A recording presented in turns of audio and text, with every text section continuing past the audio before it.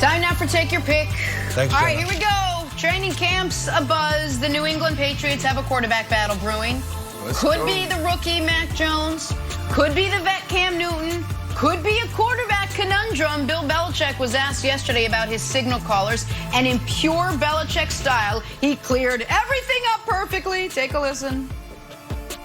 Every one of us has to go out and establish our level of performance in whatever our role or capacity is. So it's a new season.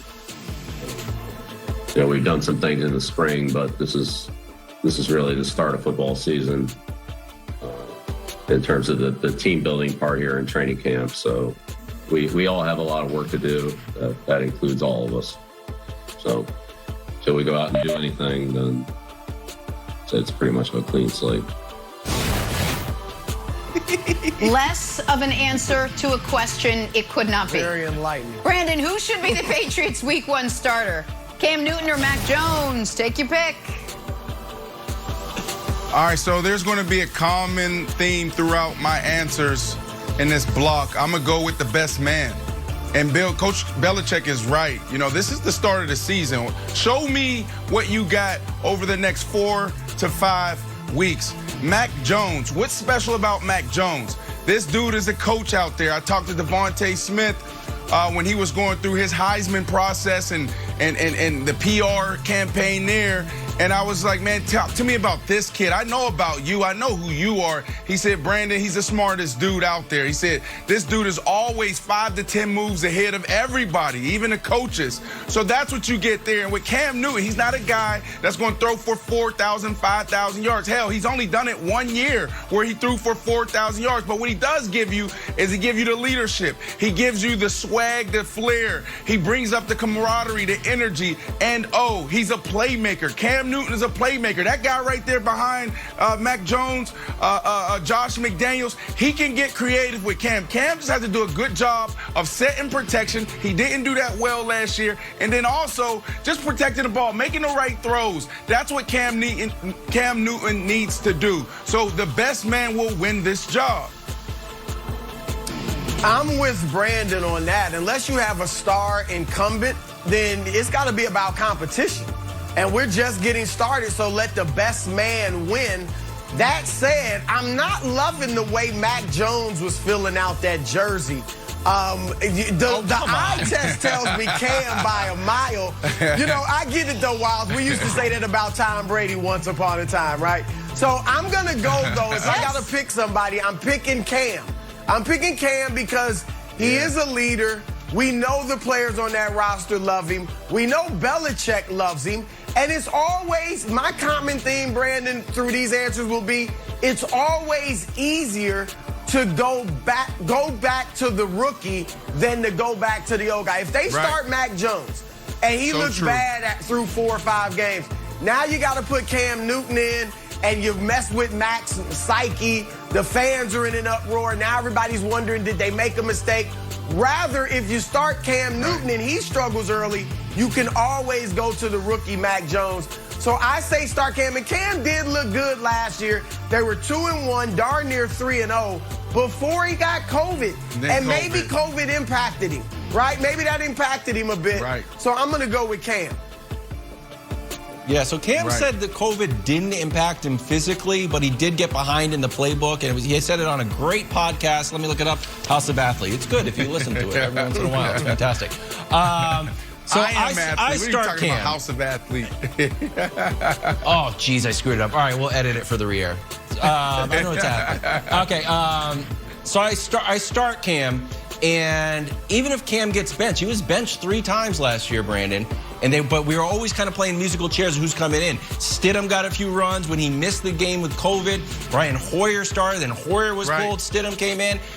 The takeaway from that is Belichick doesn't believe in Hoyer anymore.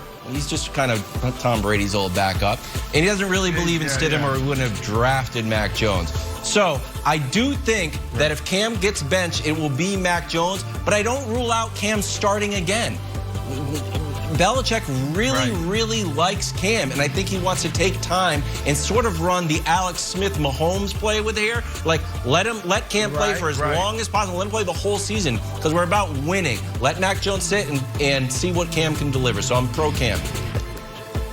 Yeah. Well, listen, we're going to see, it's crazy to say this. People may laugh at me. We're truly going to see who Coach Belichick is. For the past 20 years, outside of last year, he didn't have to worry about the quarterback position. He had who? He had Tom Brady, the GOAT there. So now you got to be careful how you move with that quarterback position, putting them in, taking them out. We saw that with Cam Newton. That messes with their psyche. We always talk about the quarterbacks just being more fragile than any other guy. Like, who are you to say, oh, we can't draft a guy? Who are you to say we shouldn't have competition at this position? So Coach Belichick, he has to be on his game this year to get this team over this hump and out through this transition phase.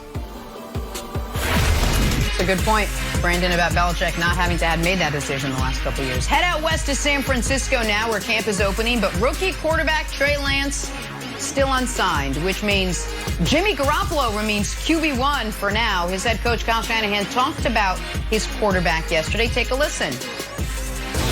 Jimmy's going through OTAs, what he's done. I mean, he's our best quarterback in the building right now. So he'll start out training camp that way, and we got 3 other guys behind him. We're going to give Trey the first chance, obviously, as the backup. And anytime a guy's playing a lot better than the guy in front of him is when you start to split reps up with that team and start to talk about it. But, Trey's had 7 practices with us, and haven't seen him for 40 days. So not thinking about that right now. John Lynch literally took the smallest sip of water I've ever seen. Hey, Brandon, who should be the 49ers Week 1 starter? Jimmy G or Trey Lance? Take your pick. The best man. But what Coach was just saying, Coach Shanahan, we call him Shannon, that was revealing. It seems like he's disappointed. It seems like he's a little frustrated with Trey not being there. Only having him 7 days throughout the offseason, not seeing him in the last 40 days. There's a message in that message for old Trey Lance. But here's the deal. The theme, like I said, is the best man, all right? Jimmy G.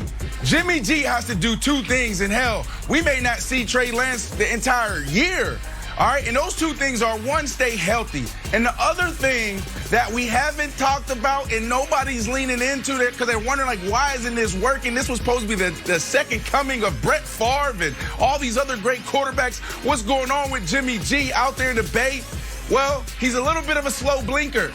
That's the reality. This dude has it physically, but you got to be able to go out there at the line of scrimmage and process right away. You have to make the right decision in a split second.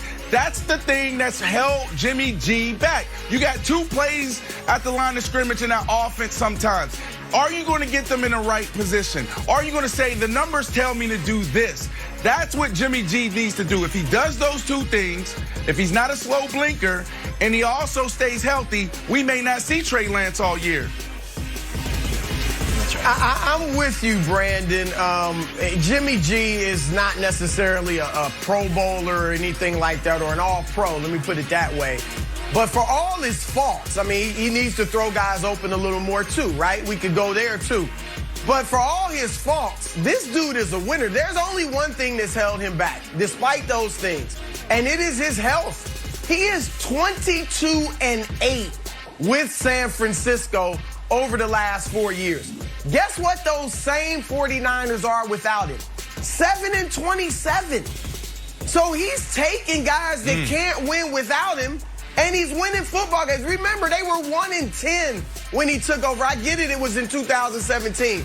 But he went 5-0 immediately. This dude, there's something about him. He's a winner. They're a Super Bowl team when he's there, and they're an also-ran when he's not. And that's with the Wonder Boy, Kyle Shanahan, as the head coach all those years. So to me, this is not a question. We know who the best man is. The best man is Jimmy Garoppolo. He should be the starter, period.